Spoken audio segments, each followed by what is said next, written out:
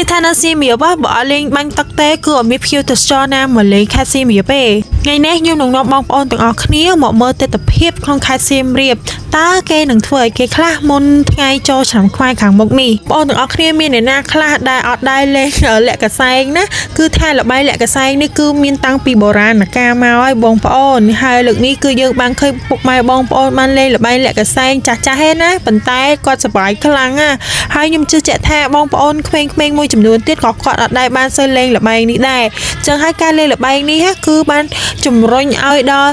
ពុកម៉ែបងប្អូននៅជិតៗហ្នឹងបានទស្សនាលេងសប្បាយរីករាយមែនតើហើយក្នុងនោះក៏មានភ្ញៀវទេសចរមកលេងដែរហើយខ្ញុំចាប់អារម្មណ៍ជាងគេគឺគាត់ពាក់សារុងខ្មែរពាក់កុមារខ្មែររបស់យើងណាបងប្អូន